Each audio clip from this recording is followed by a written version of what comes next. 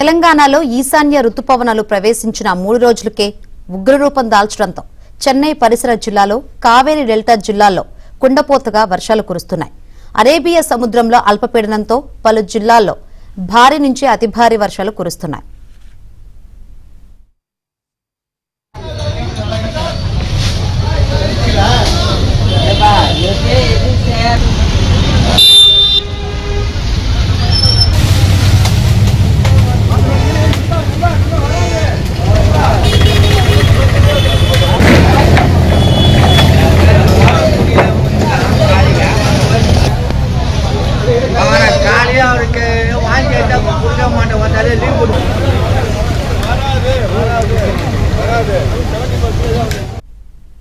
నీలగిరి, కోయంబత్తూరు, తిరుపూరు, ఈరోడ్, తేని, విరుద్నగర్, రామనాథపురం, తుత్తుకుడి, తెన్కాసి, తిరునల్వేలి, కన్యాకుమారి జిల్లాలో కుండపోత కురుస్తోంది.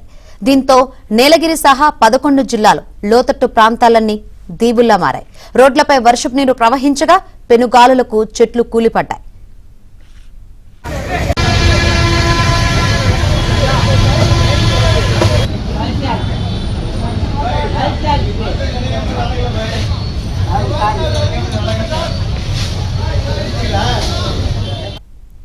ఊటీ, కున్నూరు మధ్య 7 ప్రాంతాల్లోని రహదారులపై భారీ వృక్షాలు కూలిపడ్డాయి. తేని, రామనాథపురం, కన్యాకుమారి జిల్లాలో ఇళ్లలోకి వర్షపు నీరు ప్రవేశించింది.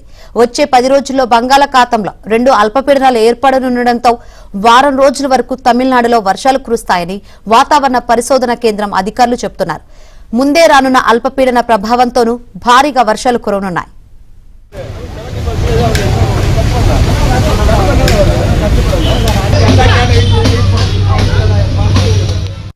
కున్నూరు పరిసర ప్రాంతాల్లో గత 2 రోజులుగా కురిసిన వర్షాలకు జనజీవనం స్తంభించింది. లోతట్టు ప్రాంతాలు దీవులుగా మారాయి. పలు ప్రాంతాల్లో ఇళ్లలోకి వరద నీరంతా రావడంతో ప్రజలు తీవ్ర ఇబ్బందులకు గురయ్యారు. కున్నూరు రైతు బజారు సమీపంలోని మోడల్ హౌస్ ప్రాంతం వద్ద 3వ ఇళ్లలోకి వర్షపు నీరు చేరింది. ఈ సమాచారం అందుకున్న కార్పొరేషన్ అధికారులు హుటాహుటిన ఇళ్లలో చేరిన వర్షపు నీటిని తొలగించారు. అట్టి, డాల్ఫిన్ నోస్, కురుపాలెం, క్లిండైల్ ప్రాంతాల్లో రహదారులపై చెట్లు కూలిపడడంతో వాటిని కార్మికులు తొలగించారు.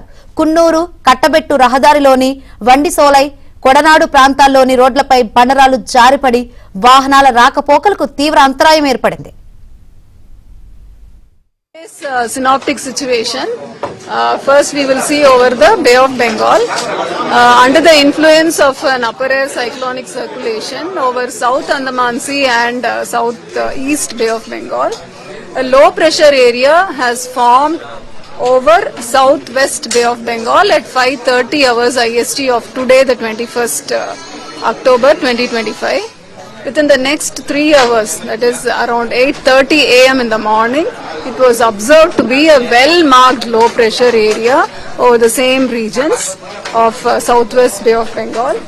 It is likely to move west-northwestwards and concentrate into a depression over southwest and adjoining west central Bay of Bengal off North Tamil Nadu and South Andhra coast by the afternoon of tomorrow, that is the 22nd October 2025. Thereafter, it is likely to continue its west-northwestwards movement towards North Tamil Nadu, Puducherry and South Andhra Pradesh coast and intensify further during the subsequent 24 hours. The second one is that there is an upper air cyclonic circulation over South Andaman Sea and neighborhood, and it extends up to 5.8 kilometers above mean sea level. The third one is about the Andaman Sea system.